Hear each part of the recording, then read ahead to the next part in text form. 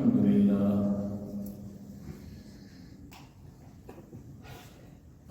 لله وكفى وسلام على عباده الذين اصطفى لا سيما على سيد الرسل وخاتم الأنبياء وعلى آله وصحبه نجوم الهدى أما بعد فأعوذ بالله من الشيطان الرجيم بسم الله الرحمن الرحيم وما خلقت الجن والإنس إلا ليعبدون ما أريد منهم من رزق وما أريد أن يطعمون إن الله هو الرزاق ذو القوة المتين صدق الله مولانا العظيم. صاحبو، آئے نور سے ہمیں یہ معلوم ہوا کہ مسجد مرکز نور ہے. یہاں سے ہدایت اور معرفت کا نور حاصل ہوتا ہے. مسجد میں معرفت اور اللہ کا قرب پانے کے لیے سب سے اہم عبادت نماز ہے. دوسری طرف اسلامی تاریخ میں ماہ رجب المرجب ایک اہمیت رکھتا ہے، اور ماہ رجب کا اہم ترین واقعہ معراج نبوی صلی اللہ علیہ وآلہ وسلم. اور ہمارے لیے معراج کا عظیم ترین تحفہ نماز ہے.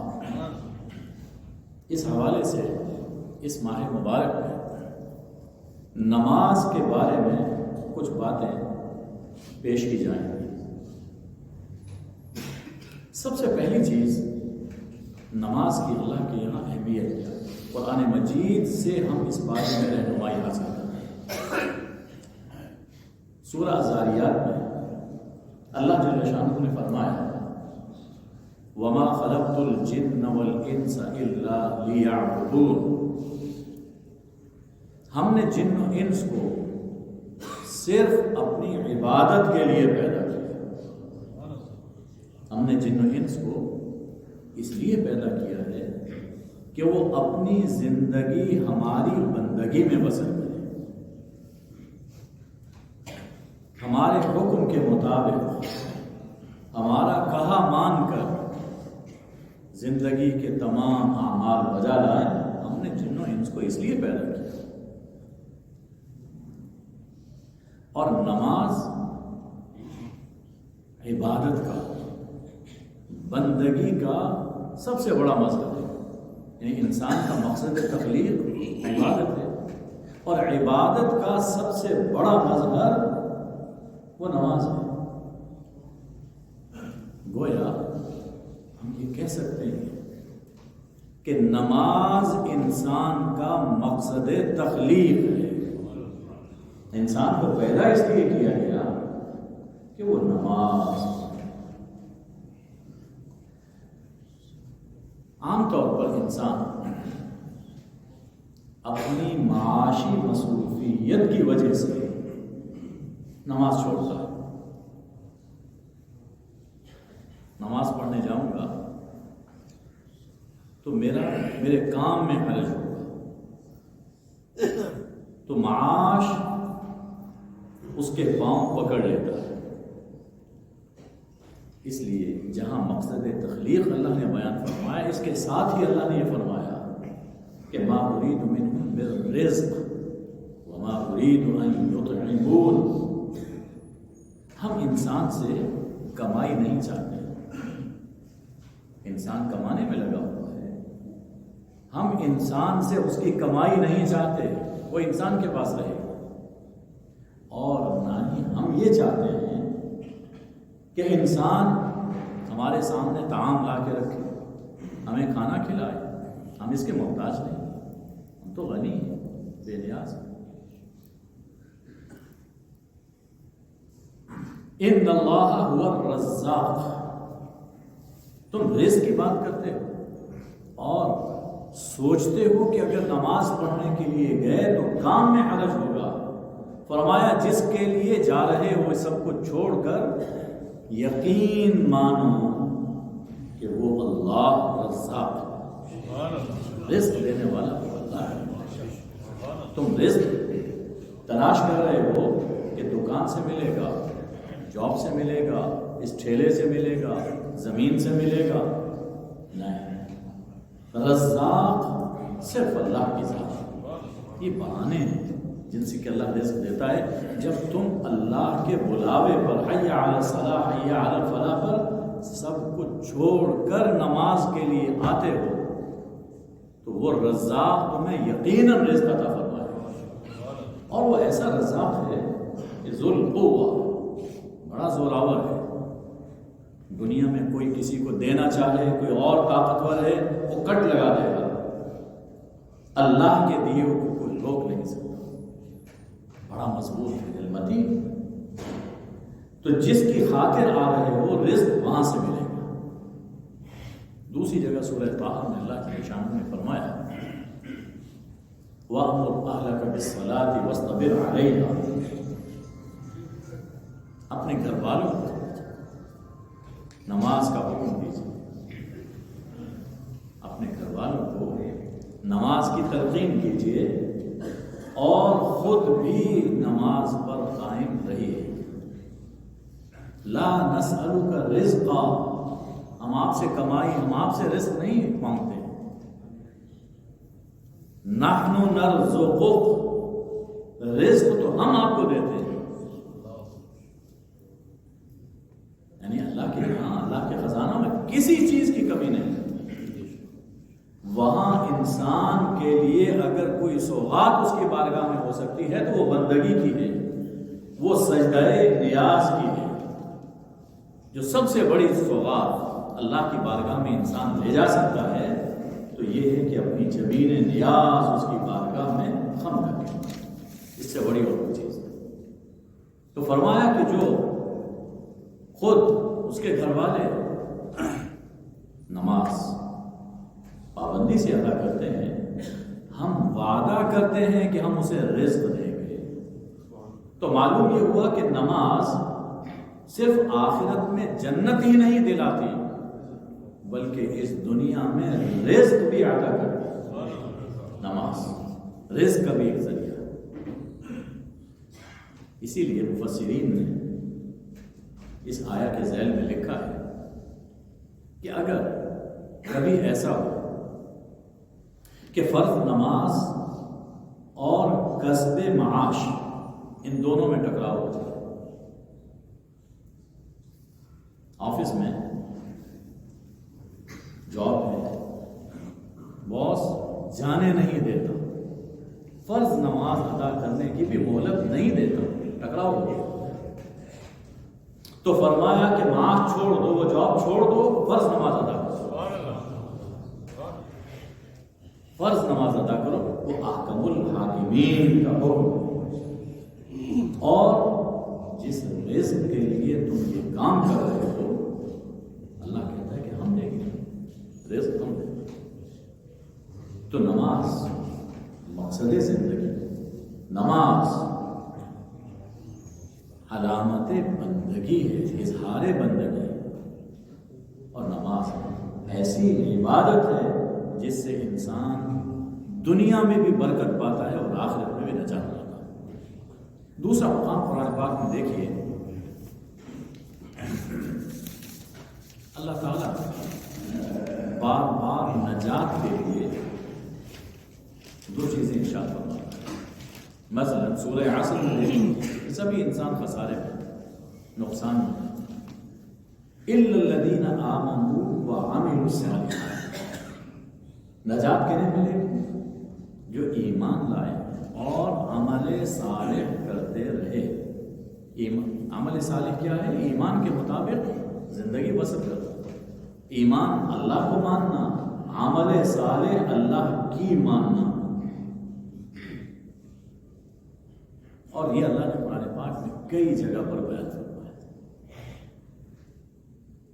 اور جتنے بھی اعمال صالحہ ہیں جن سے نجات حاصل ہوتی ہے آخرت میں، ان میں سر فہرست نماز۔ آپ نے یقیناً پڑھ رکھا ہے، اولی پرسش نماز، روز محشر کے جان گداز وقت اولی پرسش نماز وقت۔ یہ پہلے مساجد میں لکھا ہوا ہوتا تھا۔ حشر کا دن جو انسان کی روح اور جان کو پگھلا دینے والا ہے، جان گداز، جس دن انسان اپنے پسینے میں نہائے،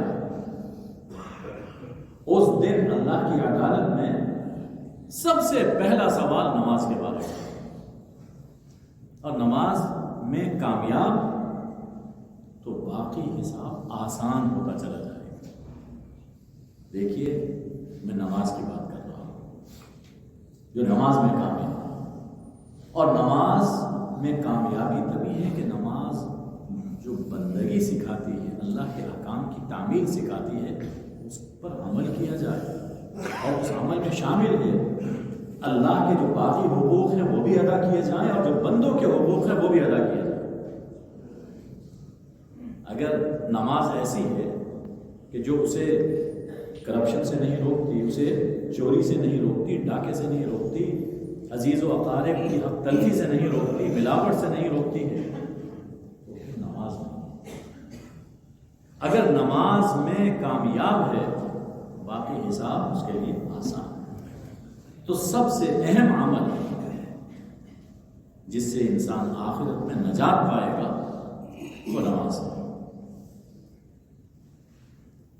قرآن پاک میں دیکھیے اللہ مشکلات میں نماز پڑھنے کا حکم دیتا ہے، زندگی کی مشکلات۔ یا ایھا الذین آمنوا استعینوا بالصبر والصلاۃ، اے لوگوں جو ایمان لائے، صبر اور نماز سے مدد حاصل کرو۔ کوئی آفت آ جائے، کوئی مصیبت آ جائے، بیماری میں گر جاؤ تو کیا کرو؟ صبر کرو۔ اور صبر کا اہم طریقہ، صبر حاصل کرنے کا اہم ذریعہ یہ ہے کہ نماز میں مشغول ہو۔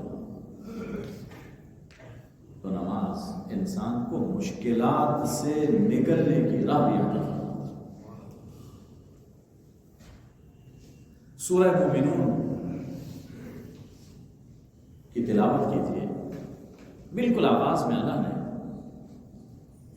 8 اوصاف بیان فرمائے کہ جو شخص یہ اوصاف اپنا لیتا ہے اللہ انہیں جنت الفردوس عطا فرماتا ہے۔ 8 جنتیں ہیں، یہاں 8 اوصاف ہیں،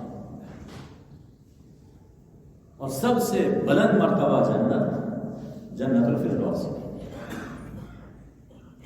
8 اوصاف اپنے اندر پیدا کر رہے، وہ جنت الفردوس کا وارث بن جاتا ہے۔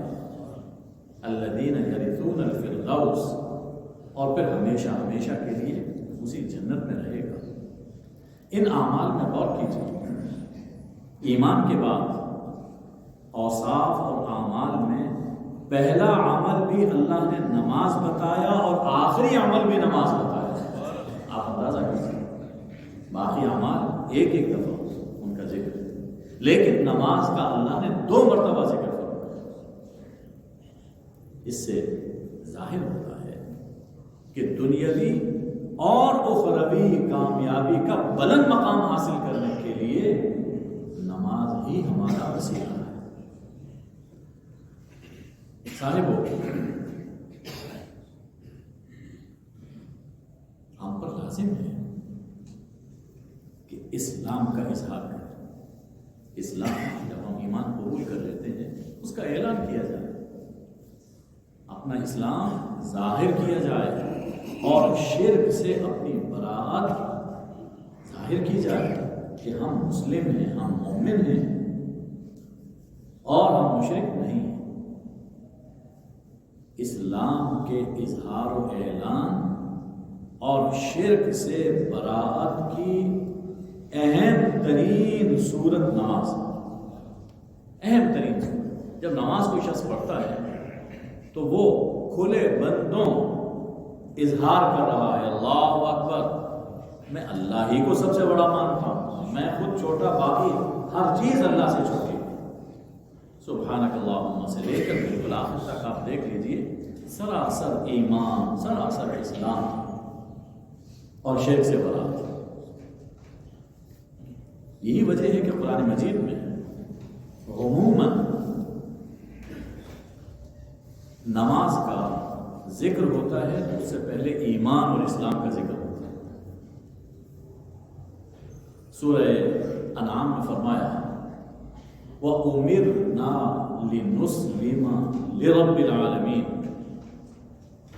وَأَنْ أَقِيمُوا الصَّلَاةَ. ہمیں حکم دیا گیا کہ ہم رب العالمین کے سامنے سر جھکائیں اور یہ کہ نماز قائم کرو. سر جھکانا اللہ کا فرما بردار بننا کہ ہمیں حکم دیا گیا ہے کہ تم اپنی زندگی اسلام میں گزارو، فرما برداری میں گزارو، جس کی اہم صورت کیا ہے؟ نماز کا. سورہ بقرہ کے آغاز میں دیکھیے فرمایا کہ ھدی للمتقین الذین یؤمنون بالغیب ویقیمون الصلاۃ. اس کتاب سے ہدایت ان کو ملتی ہے جو ہدایت کے خواہاں ہوتے ہیں، جن کے دل میں کچھ تڑپ ہوتی ہے، ان کو ہدایت ملتی ہے. اور یہ وہ لوگ ہیں جو غیب پر ایمان کرتے ہیں. پہلے بس اور دوسرا بس نماز قائم کرتے ہیں، ایمان اور اس کے ساتھ نماز. سورہ روم میں فرمایا وَأَقِيمُوا الصَّلَاةَ وَلَا تَكُونُوا مِنَ الْمُشْرِكِينَ. نماز قائم کرو، نماز قائم کرو اور مشرک نہ بنو. خیال فرمایا نماز قائم کرو اور مشرک نہ بنو، یعنی اگر تم شرک سے نکلنا چاہتے ہو تو اس کی سب سے بہترین صورت یہ ہے کہ نماز قائم کرو. اب ذرا یہ بھی سن لیجیے کہ اللہ نے اس مقام پر شرک کس بات کو کہا؟ من الذین فرقوا دینہم وکانوا شیعا. مشرک نہ بنو، ان لوگوں میں سے مت ہو جاؤ کہ جنہوں نے اپنے دین کو پارا پارا کر لیا، جنہوں نے دین کو ٹکڑے ٹکڑے کر لیا اور گروہوں میں بٹ گئے، تو ان میں سے نہ. تو معلوم یہ ہوا کہ یہ جو جماعت ہے جس میں امیر غریب چھوٹے بڑے ہر رنگ اور نسل کے لوگ بلا تفریق اکٹھے ہو کر نماز پڑھتے ہیں، یہ دن میں 5 مرتبہ ہمیں وحدت کی تلقین کی جاتی ہے کہ صرف مسجد میں یوں نہیں کھڑا ہونا، بلکہ یہ تربیت ہے کہ مسجد کے باہر عملی زندگی میں بھی آپ نے اسی طرح پر مل کر کھڑا ہونا ہے اور ہر طرح کی تفریق کو اپنے اندر سے ختم کرنا ہے. اور جو تفریق پیدا کرتا ہے مختلف حوالوں سے، خواہ وہ سیاسی ہوں یا مذہبی ہوں یا علاقائی ہوں، لسانی ہوں، صوبائی ہوں، وہ تفریق پیدا کرتا ہے تو گویا توحید کو ترک کر رہا ہے اور شرک میں اپنا قدم رکھ رہا ہے. اللہ فرماتا ہے وَلَا تَكُونُوا مِنَ الْمُشْرِكِينَ مِنَ الَّذِينَ فَرَّقُوا دِينَهُمْ وَكَانُوا شِيَعًا. تو نماز ہمیں شرک سے بچاتی ہے، ہمیں ایمان اور اسلام کا نور عطا کرتی ہے. اور ایک مقام تو بہت ہی واضح ہے سورہ بقرہ میں، جہاں تحویل قبلہ کا ذکر ہے۔ مدینہ طیبہ میں جب آپ ہجرت فرما کر آئے تو آپ نے بیت المقدس کی جانب رخ کر کے نماز پڑھنا شروع کیا، بیت المقدس کو اپنا قبلہ بنا کر۔ تقریباً 17 ماہ کے بعد عین نماز کی حالت میں حکم آ گیا کہ آپ جو قبلہ چاہتے تھے، قد نرى تقلب وجهك في السماء، اور آپ کا چہرہ مبارک ہی اوپر اٹھتا تھا اور دل میں یہ ہوتا تھا کہ یا اللہ کب یہ قبلہ بدلے گا اور ہم خانہ کعبہ کی طرف رخ کریں گے۔ تو حکم آ گیا کہ جو قبلہ آپ چاہتے تھے ہم آپ کا رخ اسی قبلے کی جانب پھیر رہے ہیں۔ 2 رکعت نماز ہو چکی تھی، غالب ظہر کی نماز تھی، مسجد بنو سلمہ میں، آج وہ مسجد قبلتین کے نام سے مدینہ طیبہ میں موجود ہے اور 2 محراب اس کے بنے ہوئے ہیں۔ حضور صلی اللہ علیہ وآلہ وسلم نے نماز کے دوران ہی اپنا رخ قبلے کی جانب کر دیا، اور جانتے ہیں کہ مدینہ طیبہ میں خانہ کعبہ اور بیت المقدس بالکل مخالف سمت میں واقع ہے، ایک جنوب میں ایک شمال میں۔ اب ظاہر ہے کہ آپ تو امامت فرما رہے ہیں، اب ادھر جب رخ کرنا ہے تو مقتدیوں کے درمیان سے گزر کر آپ آگے تشریف لائیں، اور آپ کے مقتدی، آپ کے صحابہ وہ پریشان نہیں ہوئے، حیران نہیں ہوئے، انہوں نے کوئی ہنگامہ کھڑا نہیں کیا، یہ کیا ہو گیا، آپ بھول گئے، آپ تو ادھر جا رہے ہیں، نہیں، جدھر حضور نے رخ پھیرا صحابہ نے خود بخود اپنا رخ ادھر کر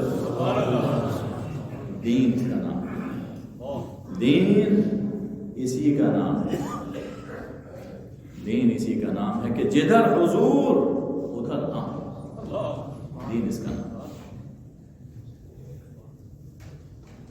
اور جو حضور اکرم صلی اللہ علیہ وسلم کو چھوڑ کر اپنی مرضی چلانے کی کوشش کرتا ہے یا اعتراض کرتا ہے، وہ دیندار نہیں ہے، وہ بے دین ہے، وہ ابو لہب ہے، وہ ابو لہب ہے۔ تو صحابہ نے بھی اپنا رخ پھیر لیا۔ اب اس موقع پر یہ ایک سوال لوگوں کے ذہن میں پیدا ہوا کہ یا رسول اللہ، سوال کیا ہم نے جو اس طرف رخ کر کے نمازیں پڑھی، کیا وہ ہماری نمازیں ضائع تو نہیں ہوئی؟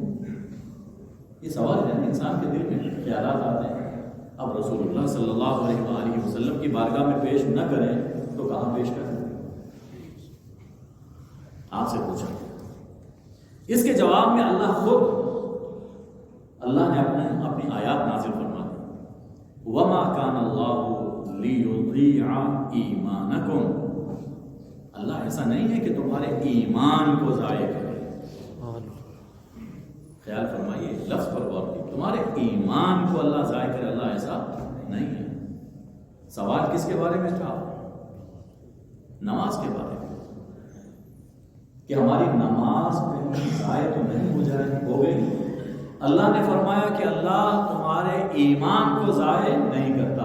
معلوم یہ ہوا کہ نماز عین ایمان ہے، عین ایمان ہے نماز، نماز ہی سے ایمان میں پختگی، ایمان کا استحکام حاصل ہوتا ہے نماز سے۔ اور جیسا کہ آج کیا، اظہار اسلام، اظہار ایمان کی کامل ترین صورت نماز ہے۔ اس کو ارکان اسلام میں ذرا دیکھ لیجیے۔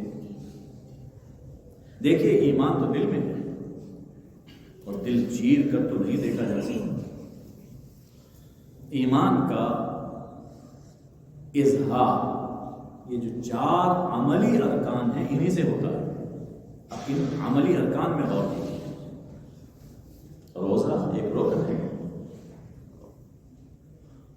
لیکن ایسی عبادت کہ گھر والوں کو بھی پتہ نہیں چل سکتا اس نے روزہ رکھا ہے یا نہیں رکھا، اس کا اظہار نہیں ہو سکتا.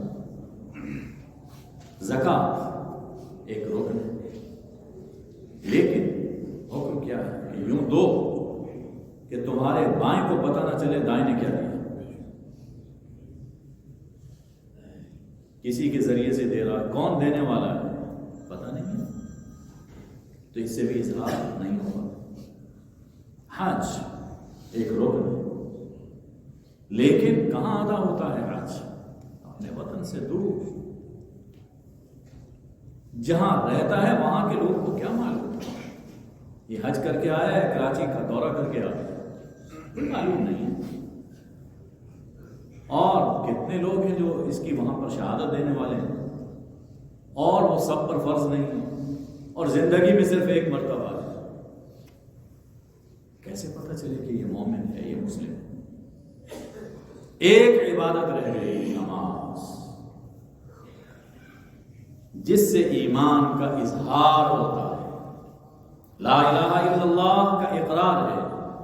اب کیسے پتہ چلے کہ تو لا الہ الا اللہ کا ماننے والا ہے؟ پتہ چلے گا نماز سے. دن میں 5 مرتبہ اللہ اکبر، سبحانک اللہم، الحمدللہ رب العالمین، قل یا ایھا الکافرون لا اعبد ما تعبدون، قل هو اللہ احد اللہ الصمد. نماز پڑھ رہا ہے، رکوع کر رہا ہے، سجدہ کر رہا ہے، قعدہ کر رہا ہے. یہ دن میں 5 مرتبہ اللہ کے سامنے جب نماز پڑھتا ہے تو اظہار ہوتا ہے کہ یہ مومن ہے، یہ مومن ہے، یہ پتہ چلتا ہے. ظاہری شکل و صورت تو ایک ہی جیسی ہے. اب جس دور سے ہم گزر رہے ہیں اس میں کچھ لوگ ہیں جو داڑھی رکھتے ہیں، سمجھا جاتا ہے کہ یہ بڑے نیک، لیکن یہ داڑھی یہودیوں کی بھی ہے. دیکھ لیجیے، لمبی لمبی داڑیاں رکھی ہوتی ہیں، شکل و صورت دیکھیے تو بالکل گورے چٹے خوبصورت، پتہ نہ ہو تو لگے گا کہ شیخ الاسلام. آپ کو معلوم ہے کہ پاکستان کے ایک شہر میں 18 سال ایک شخص نماز پڑھاتا رہا اور غائب ہو گیا. اور دبئی میں ایک صاحب سے ملا، یہ نیٹ پہ موجود ہے، سن لیجیے. تو اس نے بتایا کہ میں تو ہوں یہودی، 18 سال یہاں پر نماز، جمعے کی نماز، بعض و تلقین، اور لوگ گورے رنگ کو دیکھ کے سمجھتے کہ سبحان اللہ نور برس رہا ہے، نور چلک رہا ہے اس کے رخسار سے. تو شکل و صورت تو ایک جیسی ہوتی ہے. اور حضور صلی اللہ علیہ وسلم کے دور میں مسلمان تھے یا کافر تھے، پگڑی سب پہنتے تھے، لباس ایک جیسا تھا، شکل و صورت ایک جیسی تھی، داڑیاں سب کی ایک ہی جیسی ہوتی. تو کیسے پتہ چلے کہ یہ مومن ہے، یہ مشرک ہے؟ کیسے پتہ چلے؟ تو حضور صلی اللہ علیہ وسلم نے فرمایا بین الرجل و بین الشرک والکفر ترک الصلاۃ. یہ نماز ہے جس سے پتہ چلتا ہے کہ یہ مسلم ہے یا کافر ہے. نماز سے پتہ چلتا ہے. اللہ کا بلاوا آیا، بیٹھا ہوا ہے، اسے کوئی پرواہ ہی نہیں ہے. جب اللہ کی نہیں سن رہا تو وہ انکار کر رہا ہے، عملی انکار کر رہا ہے، کافر ہے. اور سب کو چھوڑ چھاڑ کر نماز پڑھنے کے لیے کھڑا ہو گیا، اس کا مطلب یہ کہ اللہ کا بندہ ہے، اللہ کو مانتا ہے. نماز سے اسلام اور شرک اور کفر کے درمیان فرق ہوتا ہے. نماز اتنی اہم بات ہے. ہمارے بعض بھائی گھبرا جاتے ہیں کہ ہم سنتیں پڑھیں گے، اتنا ٹائم نہیں. کوئی مصروفیت ہو سکتی ہے، میں بدگمانی نہیں کرتا ہوں. چلیے، نوافل تکمیل فرض، قبول فرض کے لیے اہم ہے، لیکن اگر کہیں فرصت نہیں ہے، فرض ادا کرنا یہ بہت ضروری ہے. میں اس کی اہمیت کا انکار نہیں کر رہا، لیکن فرض ادا کرنا یہ بہت ضروری ہے. اسی طرح ان کی خدمت میں بھی عرض کرنا چاہتا ہوں کہ نماز کو کام چوری کا بہانہ مت بنا. مالک نے اجازت دے دی کہ ہاں نماز پڑھنے جانا ہے،